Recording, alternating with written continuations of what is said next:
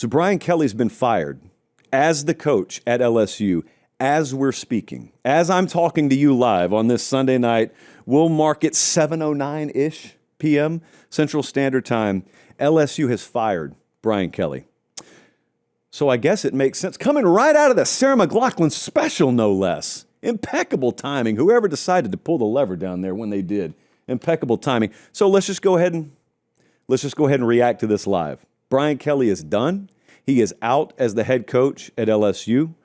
You can check out Pete Nakos. I'm sure he'll do a great job over at On3 laying out all the details and how the buyout's structured and all that stuff. I don't care. It's not my money. I don't have to pay it. Brian Kelly never understood the assignment at LSU. He never understood what the L stood for. And it turns out the L's ended up just standing for losses. But the L on that chest right there stands for Louisiana. Brian Kelly had no interest in Louisiana.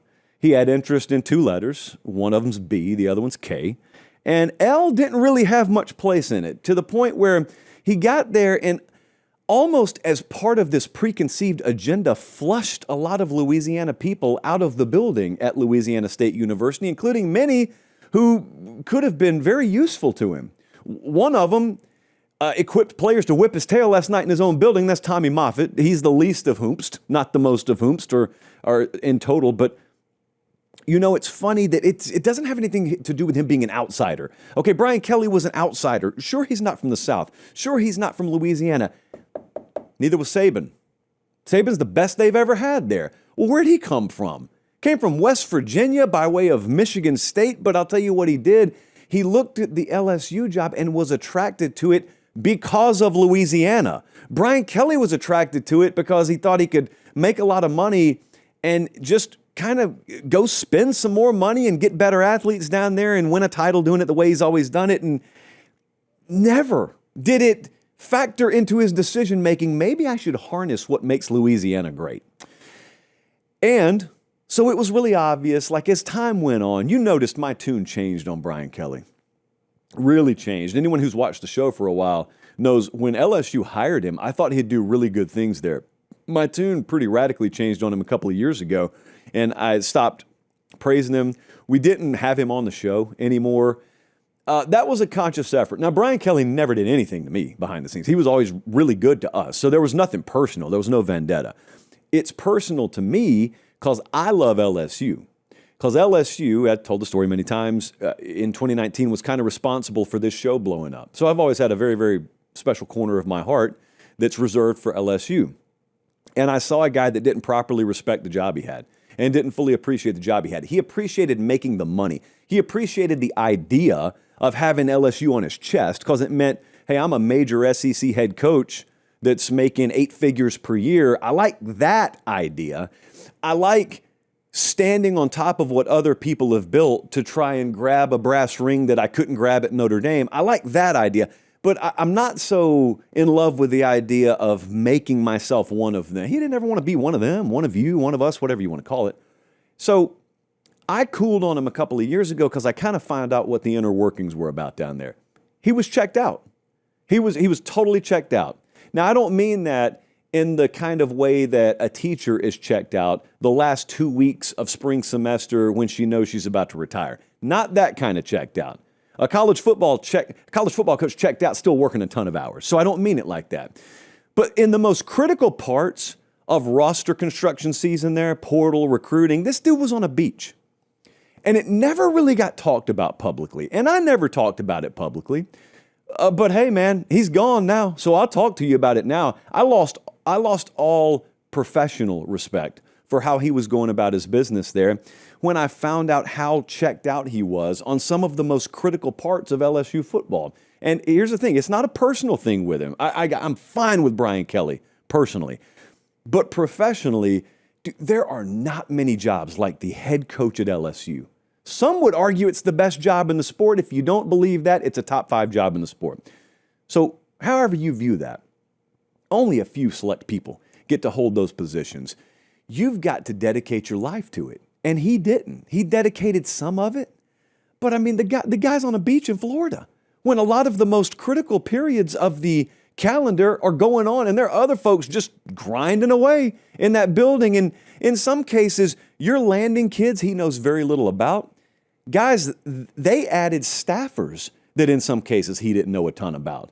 I mean, I would challenge, it's not my business. I'm not a reporter down there, but now that this era has come to an end, I think you'd be shocked at how little interaction he had with some people before they were added to his staff. Consequently, those people ended up being some of the best people to arrive in that building. He made some additions there that ended up being train wrecks. So that's what had me check out on Brian Kelly. So you probably noticed, if you've watched or listened to the show for a while, you've noticed I had kind of a tone change about him. Well, that was why. I didn't have a lot of respect for the way he was going about doing things there. This can be the best job in the country. Hey, really quick timeout. We'll get right back to the video. Do me one favor. Make sure you're subscribed. It helps us keep the show free. It helps us keep the lights on. It helps us keep doing college football year-round, and we appreciate it. All right, back to the video. The right person would view it as the best job in the country. Pretty much any coach would view it as a top 5 job. So like that's the range of ranking of the LSU job. But this is such a bombshell.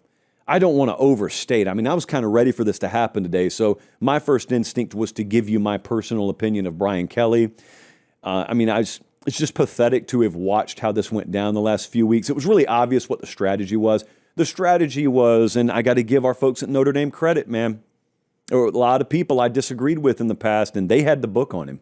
And so they had it figured out well before some of us did. So credit to them. But the strategy was position yourself to take credit if it works. And then when you see it not working, reposition yourself to be sure there are several bodies in front of you to throw under the bus long before it's time for yours to be thrown under there. And that was the case last night. I mean, you know how pathetic it is to sit there and scream in the face of another grown man. I don't care if he's your subordinate, he's on your staff, he's making fractions you do. Every single offensive play call is coming through those headsets, and he hears every one of them. For you to sit there afterwards, special teams, offense, defense, whatever, and act shocked and scream, what are we doing? With a bunch of expletives thrown in, knowing good and well cameras are zoomed in on him. That's done with purpose. Because Brian Kelly may be many things, but stupid's not one of them. So that's done with purpose. And I would venture to think this time last week when we did this segment, and I was alluding to, him probably being put in a position to sacrifice some for the greater good of the organization. I think probably what happened last week around this time is, hey, if you go lay an egg, we're going to have a scalp or two.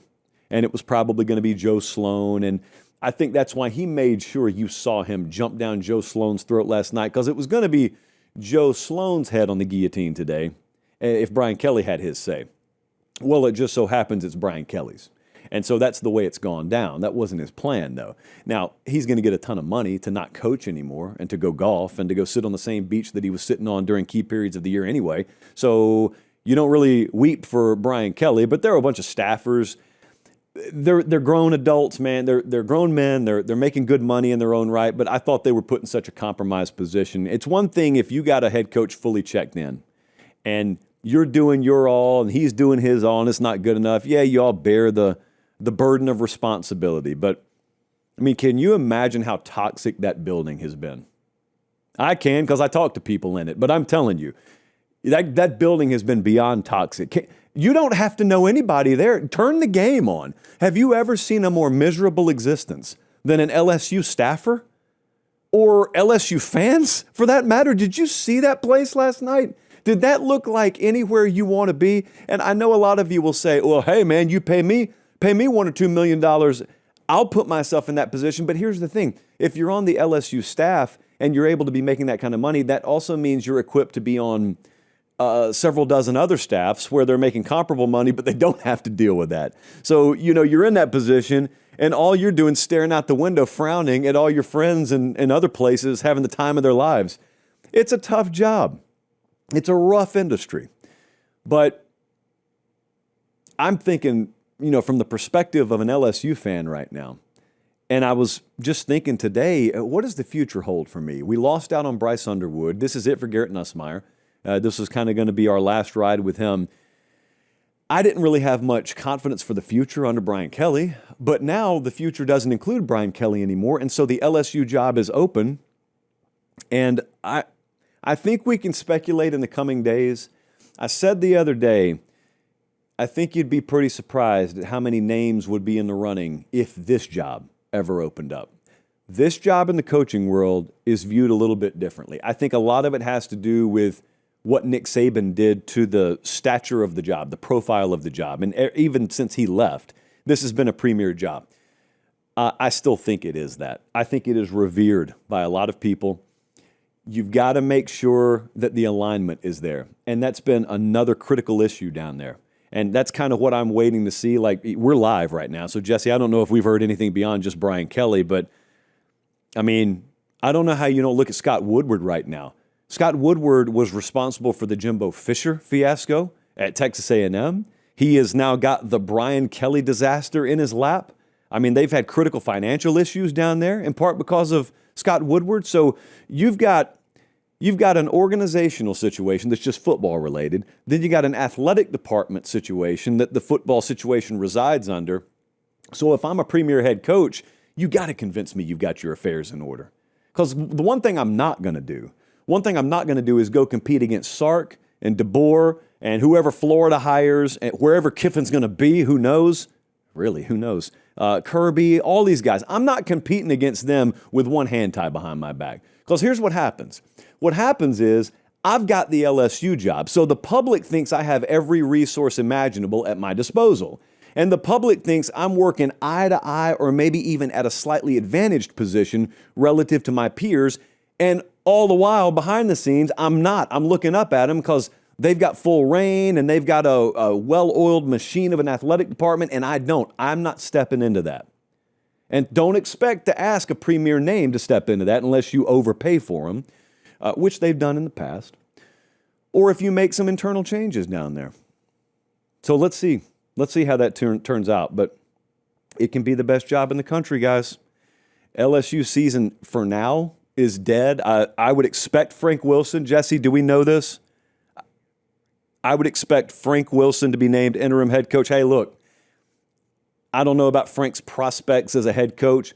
One thing I will not doubt about Frank Wilson loves LSU. If you want a guy who loves LSU, if you want a radical departure from what the norm was, you're going to trade in some coaching credentials or head coaching credentials, but Frank Wilson loves LSU. This is going to be the coaching search that every other coaching search works downstream of. I cannot imagine the people at Florida tonight. I cannot imagine the fists pounding the table in Gainesville. The Florida job's a good job too. I'm just saying the last thing on this planet those people wanted was to see LSU pull the trigger when they did.